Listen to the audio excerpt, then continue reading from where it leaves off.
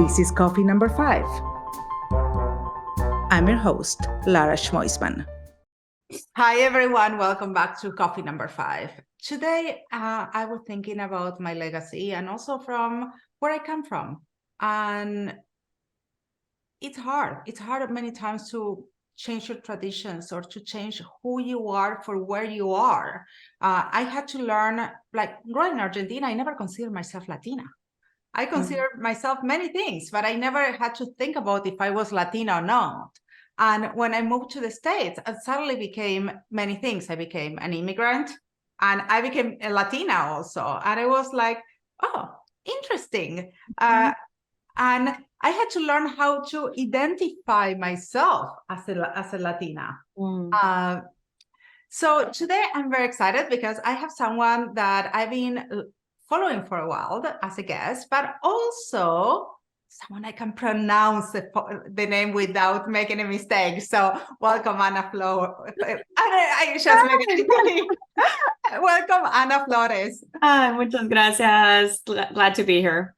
I'm so glad to have you here. I mean, I'm being fascinated when I found out about We All Grow Latinas. And so why not tell us a little bit about your background and how you became part of We All Grow Latinas and what's your mission? Oh, well, I founded it. So it birthed and grew out of me. My background, I am a first-generation Latina born in Houston, Texas. My parents are both from El Salvador, and I grew up in El Salvador. I grew up between both countries. My dad still lives in Houston, and so I grew up coming back and forth, with this dual, bilingual, binational identity. And I feel it just really defined me, right? Without even understanding how I was always with one foot here, one foot there, learning about both, being and completely immersed in both cultures, right? When I would come to Houston, my dad remarried and had 2 more kids. So there were 6 kids in his house in suburban Houston, plus my sister and I, 8 kids. So our summers were very much like, North American U.S. kids, suburb kids summers. And then I would go back to El Salvador, where I had a privileged life because, we were in the middle of a civil war and all that. So I did, I grew up with those contrasts, really understanding the idiosyncrasies of being a Salvadoreña, Central American, and being also North American. So my background is professionally, I studied TV production in UF, University of Florida. And that's so funny. We have the same background. That's my degree too. TV production. And I started my career at Univision Network, the main network in Miami.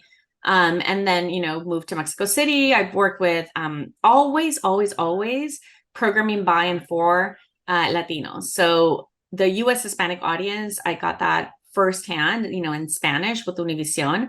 And then in Mexico City, I worked for MTV Latin America. So as you know, being from Argentina, from an MTV Latin America, we program for the whole, it's not for US Hispanics, so it's for all of Latin America. Yeah, all the time. It's very different being an Argentinian than it is being a Mexican, than it is being a Colombian, and just the way, keywords can change something completely, right? Absolutely. The sense of humor is different, all of that. So I learned how to, in a way, speak to a broader community of Latinos in Latin America in Spanish as well.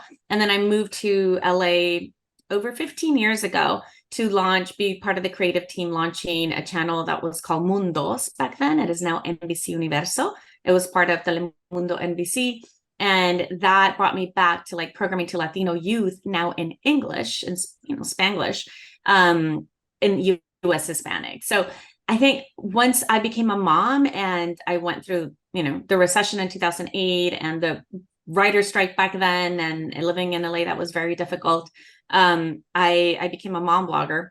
I really discovered that was my passion, and my blog was for parents raising bilingual, bicultural kids, called Spanglish Baby. So always as a communicator, I discovered a new medium and discovered it very early on. I started my blog in 2009. So I was an OG mom blogger, one of the very few Latinas, and I had this passion that I wanted to continue, and it meant monetizing. And that's what led to what is now We All Grow Latina. I launched what original name of the company was Latina Bloggers Connect, and we were the first company connecting Latina bloggers in the US with brands. So what you now know is influencer marketing. We were the pioneers in this space, in the US Latina Hispanic space. And that grew, we grew, but really I realized that what my passion was at the moment, I translated it as this, helping Latinas monetize their blogs and myself, but it was really about the democratization of our voices that this new medium brought to us, right? That I didn't need to work for this big corporate company to reach my audience, right? And that it gave me a lot more say and control in how I would want to speak and understanding what the audience wanted. So now that, 13 years later, the company now called We All Grow, because our motto since day one has been when one grows, we all grow. We have we let go of influencer marketing. Really what we do is that we nurture a beautiful community of impactful Latinas at every stage of their businesses, of their careers, their lives, of dreaming. Really the importance for us of community is the coming together with the community and the sisterhood that we call the Amigahood, of like-minded women that can help you open doors, that can bring connections, partnerships, opportunities, or maybe just this is possible, right? Let's dream together. And that's really what we do at the Amigahood, which is our app and our community. You can find it in the App Store. Is 25,000 members strong. It's a free community, and it continues going. It's the largest app community for Latinas specifically. So you'll find free events. I mean, it's free, and you find free weekly events, everything from meditation to office hours with myself and my partners and the leadership team, to healing sessions, mentorship sessions. I mean, across the board, plus almost 100 circles of you want to find Latinas and with higher education, you want to find Latinas in Austin, you want to find Latinas that identify as LGBTQ. It's all there. That's amazing. And this is something I love what you said before, because something I live by, that is you cannot understand a community until you understand what they laugh about. I live by that. It took me years to really understand. It's not even about speaking the language. Yeah. When you understand what the community laugh about, is that you really understand the values of those communities. That's so real. And I believe that as Latinos, we have experiences that they're cultural experiences, that even if we are here in the States or whatever you are in the world, those things connect us. Yep, absolutely. That's the fine thread, right? That I think that's why it's so hard for so many marketers that do not have a diverse group of Latinos in their team, and brands and etc. I don't understand really that fine thread that unites us, because you have to be translate. You cannot translate. Translation doesn't work. You need to understand what the culture is about. Like, for example, I work with a car magazine in Spanish. What Latinos are interested in reading is very different than what Americans are very interested in reading about the car. Yeah, and even US Hispanics versus Latin American, people that live in Latin America, we're not the same, right? And within the United States, right, that we saw a lot in the last elections and in politics, trying to reach, are you reaching, right? If you're focusing on the Miami Latino, that's a completely different community than the LA Latino, right? And the makeup of it. So it really is about immersing yourself in the community. Like you said, understanding what makes us laugh, right? Understanding what unites us, understanding the commonalities. And I think that's what we do really well in We All Grow, and why our Instagram, is and our community is such a safe space for people, because we are it, right? My whole team is Latinas, has always been. And what we just put out there, what happened backstage, what happens on the Slack channel, on the water cooler channel with us, right? What we identify with, what we gravitate towards, and what we find that, like I said, that unites us. Yeah, and it's not only about being Latino. Latino is one part of it, and it's only who you are as a person and your heritage. But also, we identify to being different things, with a professional, being a mother. There are so many things that you can have in common, or as a difference. We still, as history, and for example, we have our abuelas who cook similar things. or that they have similar beliefs or similar even wife tales. Yeah. And I love that. I always try to translate those Spanish saying in English, and they don't make sense. Oh, no, they don't. So tell me a little more about creating a community, because this is something that is fascinating to me, and is one of, I think, is my keyword for 2023, community, because beautiful. Okay. it's just, I believe that you need to connect with I do marketing, so we sell product, we sell services, but nobody's going to buy anymore if you don't create that sense of community and the trust and loyalty. Mm-hmm. Yeah. So thanks for mentioning your word of the year. My word of this year is integrity. Okay. And I think that relates so much to how we build community and how we create community. We really start with the integrity that we want to live by and the values that we're inviting people to be part of as a community. So I think it's such a buzzword, and people want to have like the easy access, like what is the formula to create a community and have 20,000 people by tomorrow, right? And because now it feels so easy to create a community in spaces like Instagram or social media, but there's a big difference between following and community. Very right? different. Following is a collection of people. Exactly. And following can be, like I laugh at your memes, but I really don't connect with you, right? You can serve me 10 memes a day. And of course, I'm going to quickly rack up a following because those are shareable, those are funny, but do people know what you stand for? Do people really connect with you as a brand? Is it a community or is it just a large following? We have decided, so our Instagram, I always say, could be 5 times bigger. We've been on Instagram for a really long time, but we decide very purposefully that we do not do just, memes or just like the clickbait kind of thing, because we want to build a safe space. Mm-hmm. So we want every single post to matter, where you feel that you're being spoken to and that you feel that you can engage. And if you take a close look in our comments, you will hardly ever find trolls or negative comments, unless it's like topics that go viral that are, the topics that there's just trolling all over the place, right? But it is, for us, community has to start with listening, deep listening, right? Deep listening and deep giving, and welcoming people in. And then as they're there, continue to make them feel, that connection between themselves.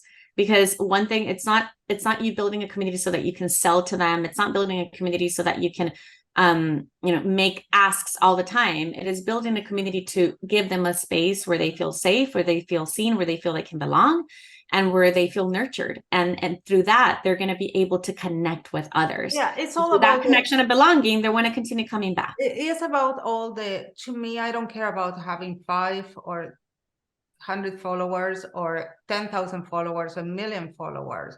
It's about connecting and engaging with my community. Exactly. And about really I prefer to have a smaller community, but loyal, and that it's the same as niching. It's like you can, and I feel like this is a lot of products and a lot of services out there. They're trying to get so much that they're really not targeting to anyone. And I love that you have very clear idea who is your target audience. Oh, absolutely.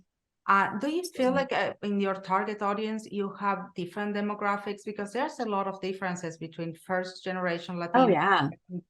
So how do you deal with that? Because I see, for example, something that is very popular when a lot of people think about Latinos, they think immigration. And I don't think that that's something that you deal in the community. No, so we've actually had to draw the line in a lot of things, especially, post 2016, when things, conversations online just became very political, very much segmented. And we needed to understand, because having such a powerful voice within any community, right, gives you a sense of responsibility, or at least it should.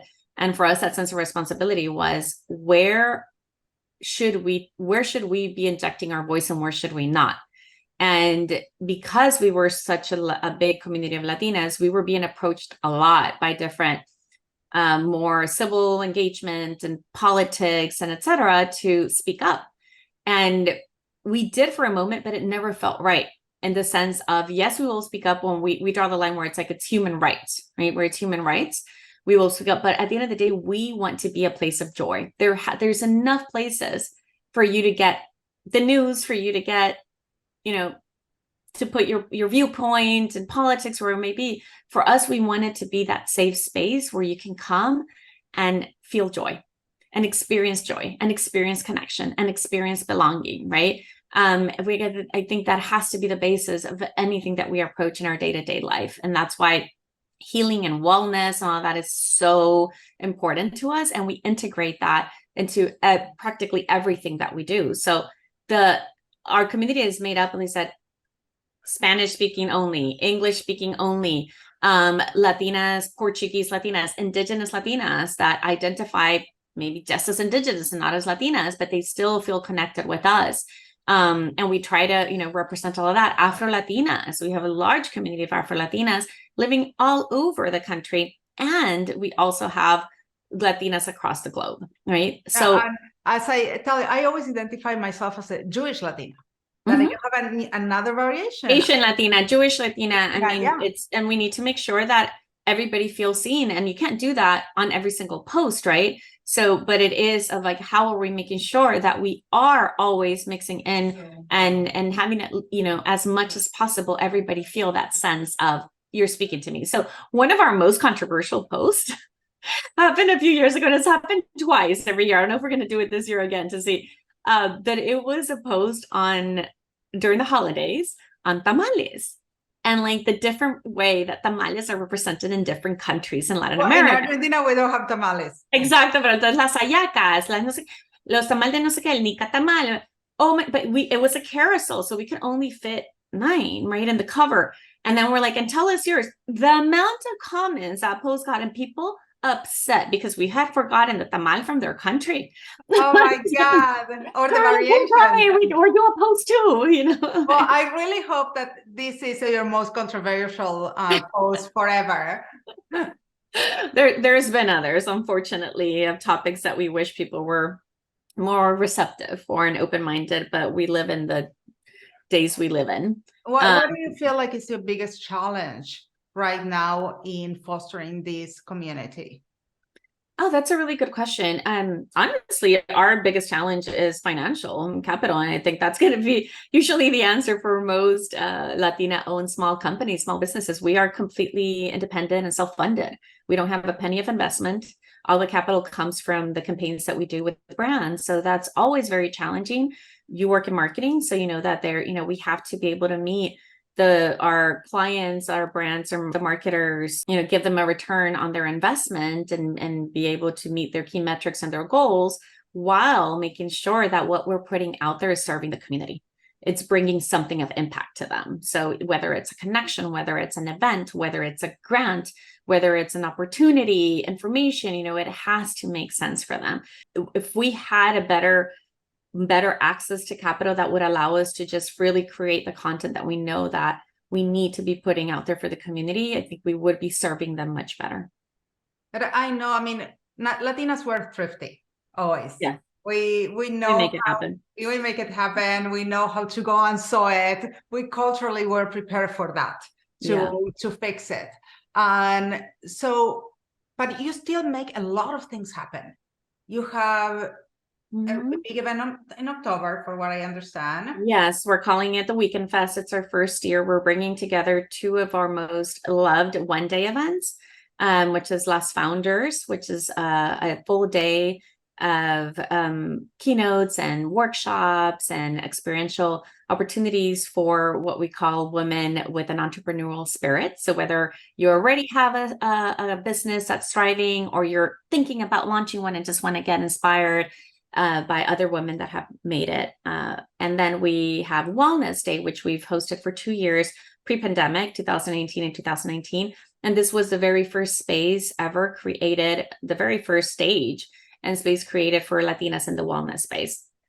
So we're bringing both of them together into what we're calling the Weekend Fest. But our most iconic event, our most loved event, is We All Grow Summit, which we've hosted for 6 years with the 2-year pause, 2020 and 2021. We brought it back last year. It's a 3-day event, but we have a bit in incubation mode right now. It really is what was our flagship, what made us really well known. It would sell out within hours, like 10 months in advance, and it would sell out in 3 hours. But we decided that the way, things are different now. Things are very different.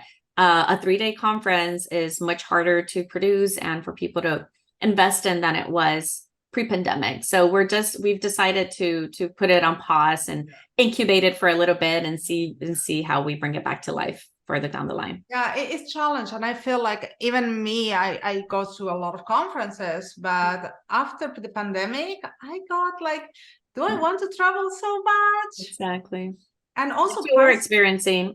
Yeah, and the prices went up. So it's hard, and a lot of companies don't have the budget also to support we felt it, like the budgets, we were working with the same budget we used to have for the 3-day summit last year, and nothing, flowers, wood, labor, everything is astronomical. So yeah, it's not the same. It's definitely not the same.